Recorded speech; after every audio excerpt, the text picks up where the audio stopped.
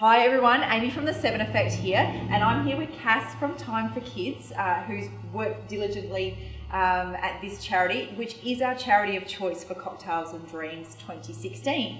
So every year we hold this event. It's an amazing event that keeps getting bigger and better, but we do choose a charity to support every year. So we also want to create awareness, but also raise funds. So we do have a fundraising page if you can't make it on the night. Otherwise, book your ticket to come along on the night, because we have a silent auction, we have raffles, all different things happening on the night that you can help support this amazing charity. So thank you, Cass, so much for your time today. Thank you. Really appreciate it. So you work here at Time for Kids. What led you to come and work at a charity, a not-for-profit? Well, I actually feel really lucky to be with Time for Kids. I originally came to Time for Kids doing the social work student placement. Oh, okay. So I was placed here as part of my study, and I did a 500-hour placement with Time for Kids, so Wow. 3 or 4 months. Yeah. Absolutely loved it. I found the work so positive and encouraging, and could really see the difference that Time for Kids was making. Yeah. So about a month after finishing my degree, I was actually invited to come back and work for wow. Time for Kids. Yeah. And that was about a year and a half ago now, and the rest is history. I've loved being here since.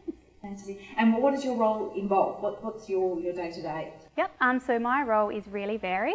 The main part of my role is recruitment and assessment of new carers. So I meet people that are interested in becoming carers or mentors with Time for Kids. Yeah. Kind of walk them through the application process, answer any questions that they might have. Yeah. It can be quite a long process. Yeah, I kind of often say that caring for someone else's child is a bit of a privilege. So Yes, absolutely. we've got to make sure we've got the right people for the job. Yep. So I step them through that, and then through the matching stages as well.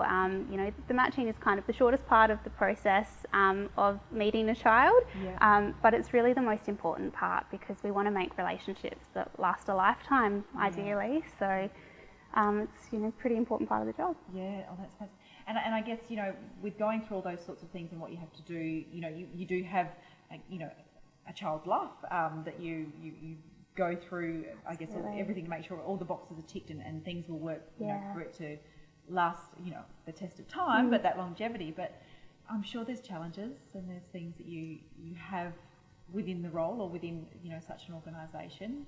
What are some of those things that you face? Well, first and foremostly, resources.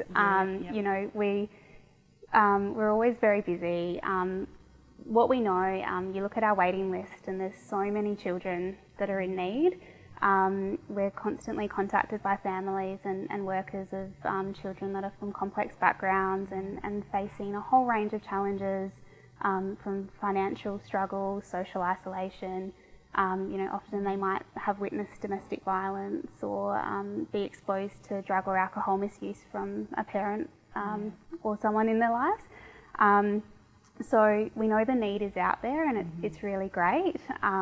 And we need more carers to be able to support more children, and more money to be able to support the work we do. So much time and effort goes into the assessment process, and supporting the placements to make sure that the children are getting the best out of the placements, but also to make sure that our carers and our mentors are feeling comfortable and confident, that they're feeling supported as well, and they're feeling as though that they're equipped to manage any of the challenges that come up day to day when they're caring for a child too.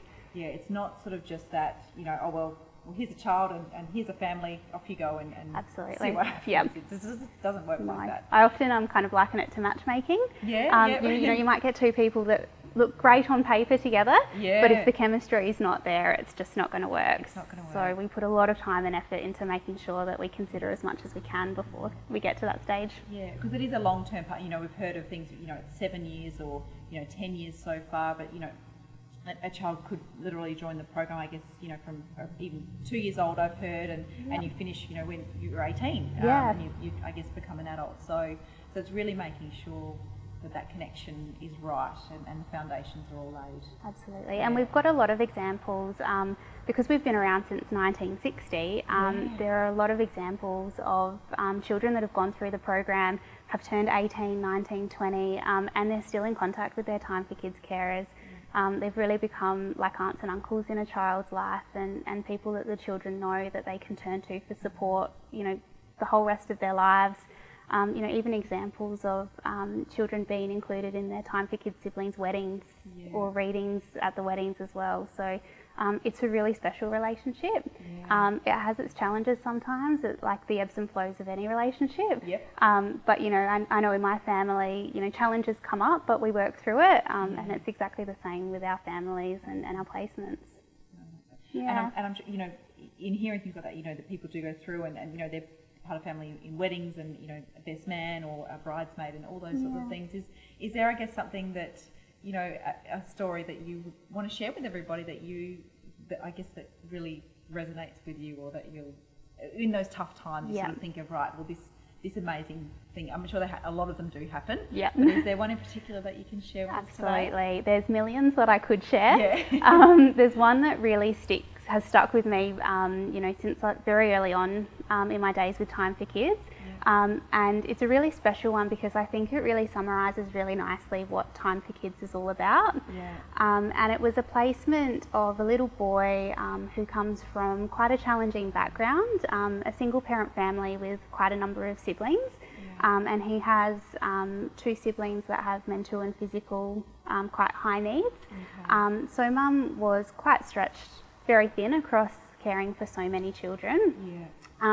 And when we initially made his placement with his Time for Kids carers, they, you know, really wanted to give him opportunities to try new things, to get out and about, to kind of see extravagant things, and they planned so many visits and, you know, were doing so many things like going to the movies or, you know, the football and, you know, activities of cost, which some of our carers can provide and some can't. But, you know, through my conversation with the family, they sort of said, even though they were doing all of these exciting things, they couldn't really feel as though the connection was happening early on. And then one day they planned a spontaneous visit and it started raining and they weren't able to go out and do anything. So they decided to watch a movie together. They have 3 couches in their living room.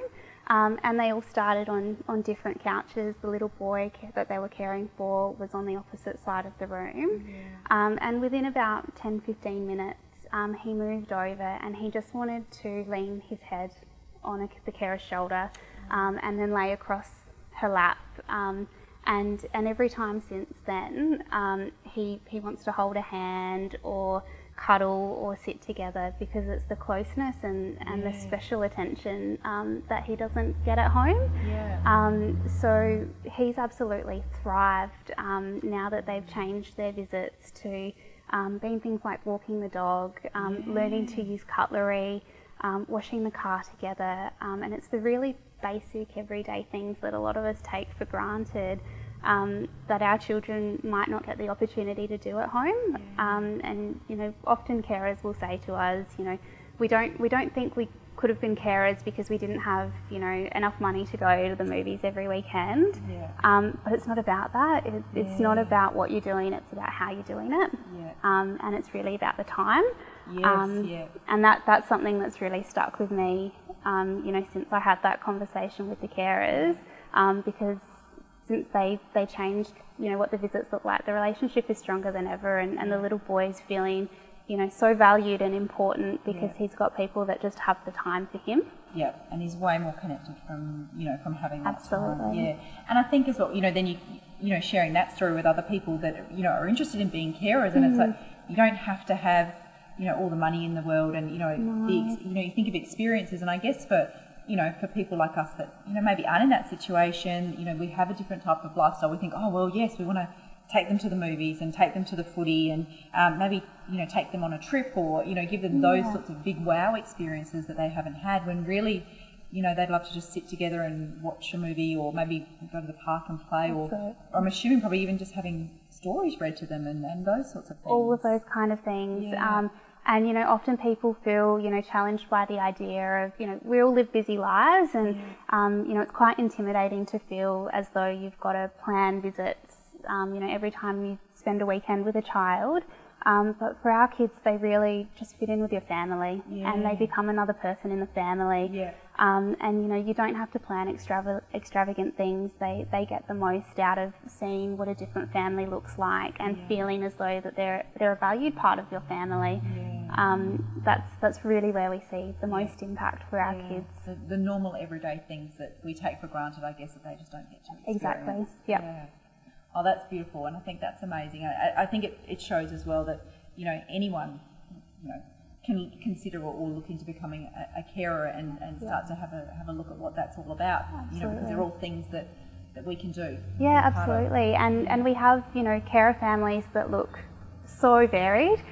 We have single people, we have couples, we have same-sex couples, we have people, you know, with children, without children, young people, middle-aged people, all ages. So there's not really one fit for all when it comes to our carers. Yeah, and it's just, I think that shows, you know, the dedication and, you know, and the resources and the time that you guys put in to make sure you're fitting the right people, the right carers with the right children, so that they can both benefit from such an amazing relationship. So yeah, I think it's beautiful. I think it's amazing. Thank you for all of the work that you do. Thank you. And you know, for everybody, you know, you've obviously heard from Cass and her story, and there's amazing stories and plenty more. You can come along to Cocktails and Dreams the 15th of December here in Adelaide. You'll meet all of the guys and be able to hear some more stories as well. But you know, you'll have a chance to provide financially if you're interested in becoming a carer, which would be amazing. You know, we'll provide the details and the links from wherever you're watching this video. It would be amazing to have you part of it, and we'll continue to raise money. So there's also that angle as well to help them keep doing the amazing work that they're doing. So thank you. We do hope to see you in December on the 15th here in Adelaide. It's an amazing event that just, it's one that you can't miss, for something to really celebrate the end of year and be able to support Time for Kids. Thanks, and see you next time.